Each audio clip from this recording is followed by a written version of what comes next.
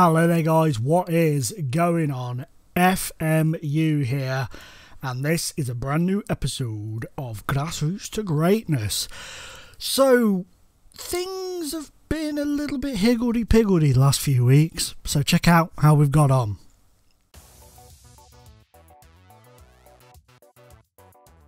Following that last minute slip up against Boston, we got hammered 6-3 away at Guiseley. Berry and Taylor with the goals for us and an own goal from Riley Lowe. But it was a game where we were just absolutely woeful in front of goal and Guiseley were top freaking notch. We beat Kidsgrove in the FA Trophy third round qualifier by 5-2. We absolutely dominated it. I was disappointed to concede the 2 goals because, to be fair, Kidsgrove are from a lot lower down the league pyramid than we are. And we should have really have just dominated this game and not been troubled. But they did manage to pick up 2 goals. That was then followed by a kind of local-ish derby, I guess. Cheshire, Manchester area, kind of close, nothing too close, but I think it's one of the closest local-ish games that we could get this season in the league. We lost 3-2 at home to Macclesfield.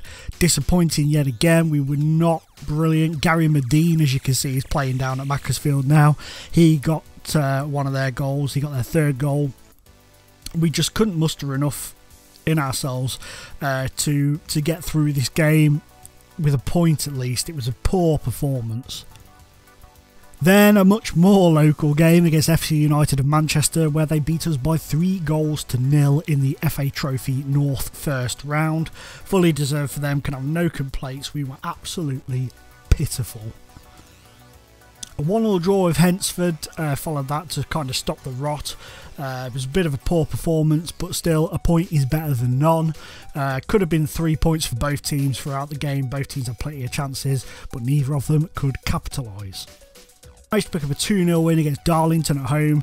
DJ Buffonge with an own goal and Glenford Fleming with the second.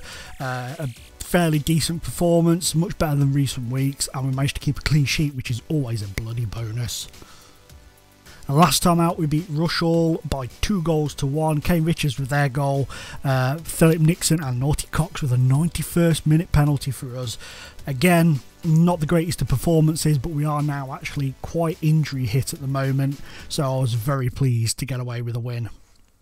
So you can see, guys, things are a little bit hit and miss at the moment. We're not having the greatest of times, but we're still, you know, in the top 5, which is a bonus. We are 4th. We are currently 8 points behind Boston now. They are really starting to take away. And we've had a lot of injuries, and those injuries have hit us pretty damn hard at the minute. We are struggling. We've got 5 players out, you can see there at the moment. And none of them are long term, but we do have 5 players out at the moment, which is a bit of a bummer. In terms of the finances, we've made a little bit of money, we've had a little bit of investment. I think the board put about 100 grand in, so we're 775 at the moment, but still big financial trouble. What else was I going to show you? There was something else I wanted to show you and I can't remember what it was. That was it. I was going to have a look at the other leagues, the former clubs. So let's go to Perugia. Okay, I'm not going to do teams like Nuneaton and that now. We'll leave those for another time, but we'll look at the bigger teams that we've been at. So Perugia, they're now 16th in Serie A. Michael Laudrup is their manager now. They're not having the best of seasons this time around, as you can see. We'll get in here and have a little look. You can see him there. Vladimir Weiss left and Laudrup came in. AC Milan are top with our former club Inter in 2nd place. Inter Milan not really been at the level they were at when we were there since we left. They still did a very good job like the season after and stuff, but since then Simeone's men have started to lose their vice-like grip on Italian football, so to speak. Atalanta, managed by our good friend Michel Tardioli, are having a little bit of a dodgy spell this season, but I'm hoping that he keeps his job. I hope he doesn't lose his job, and I hope he carries on and, you know, builds something there. That'd be really cool to see. Then we have Real Madrid. Now, has it done it? Yes, it has. Allegri is an idiot. Okay, they're doing well in the league. Don't get me wrong, they're doing fantastic well in the league. But Allegri is a Class A prat, as far as I'm concerned. He is an absolute moron. He sold Bathello for like 20 million less than he was worth. And look, he is just letting Danilo rot. He's on the transfer list and he is rotting there.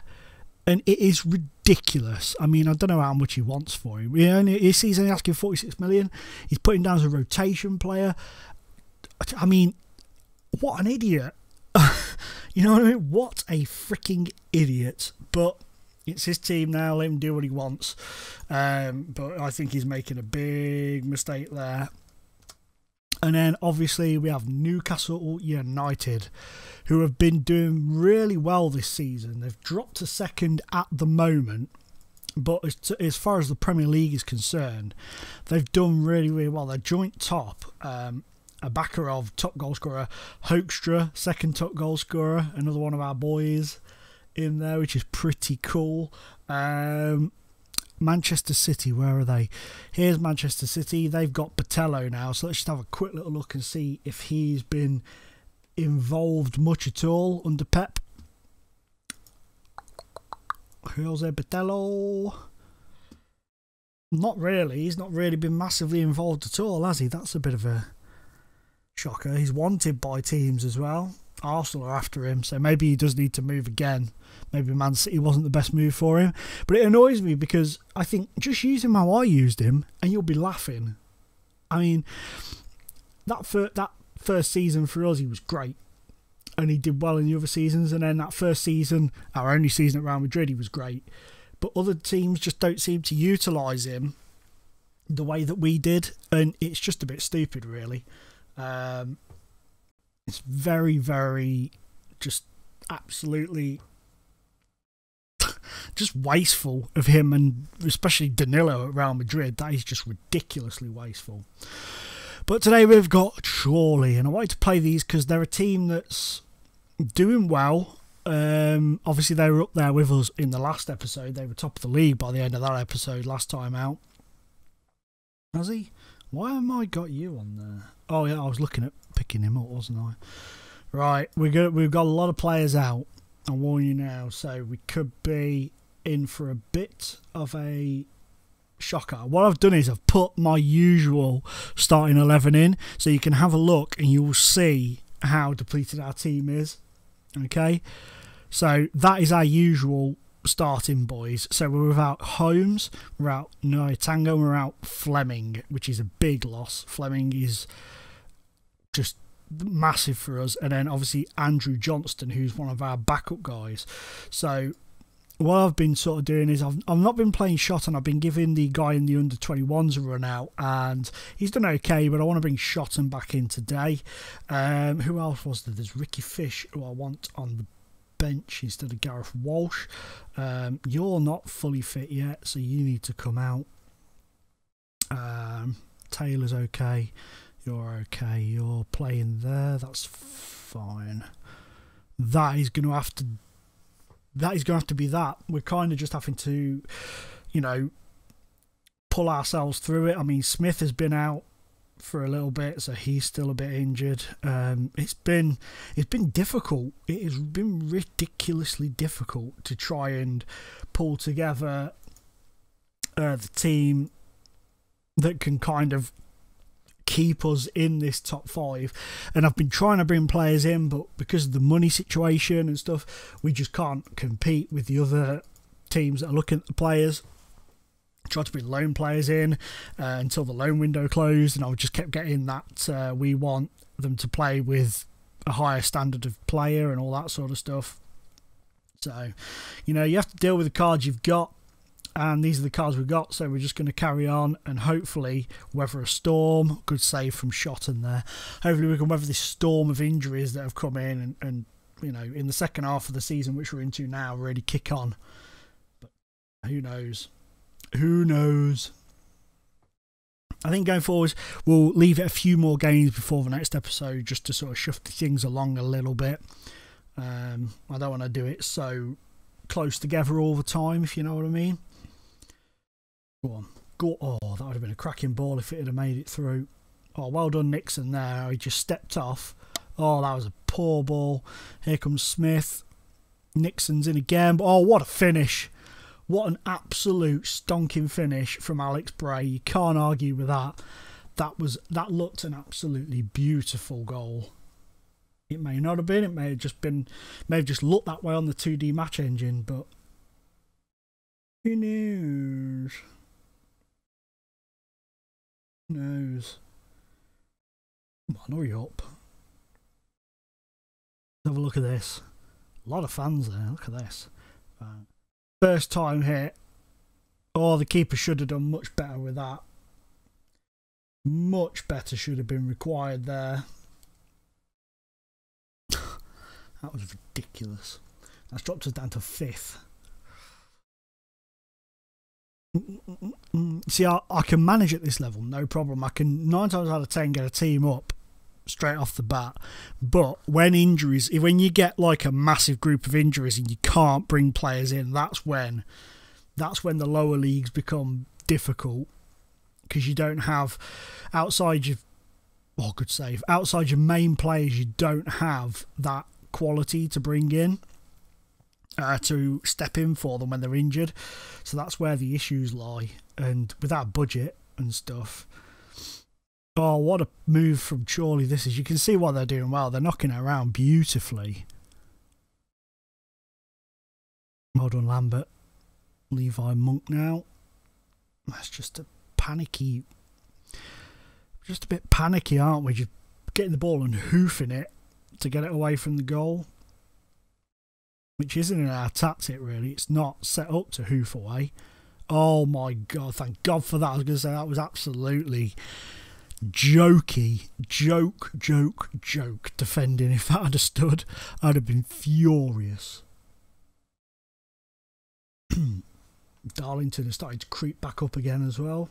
But yeah, Boston do brilliantly. Fair play to Boston. They've really just carried on. You know, where we've been inconsistent, they've just been fantastic. Berry, Monk. Oh, getting off the post from Lambert. Well done, Edward Lambert. What a finish. He's changed regen for some reason there in the picture, but never mind. Look at that. Beautiful slip ball through from Monk. One touch to control for Lambert and another one to shoot. In off the post. Low and hard. Beats the keeper easy. Well done, that boy. So one apiece. Was it deserved? Probably not. They've been far better. They've been the far better team, should I say, as far as the highlights have shown anyway. Assertively, we can still win this match tonight. Hopefully that might have a decent effect on them, he says nervously. I think we're going to have to phase off these booked guys, because I don't want anybody getting sent off. That's the last thing we need. Sam Gerrard up top for Chorley. I think he's quite a decent player. Right, Warren can come out. Okay.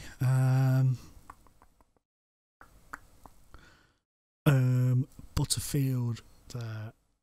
Ricky Fish there. Okay. Let's try that. Hopefully it won't have an adverse effect and cock things up.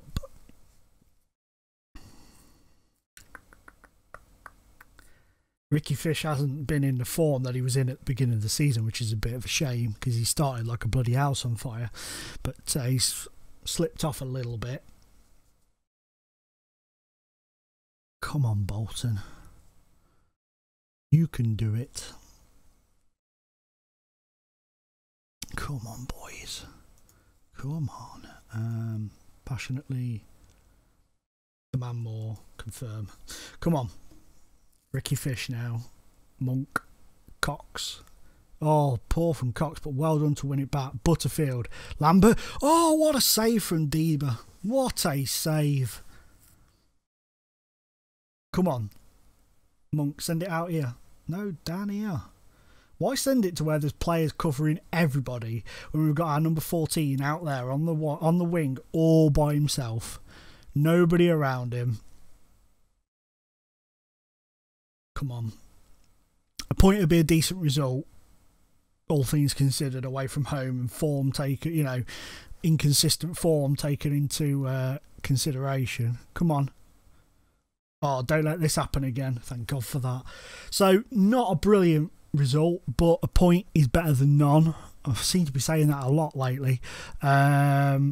Calmly,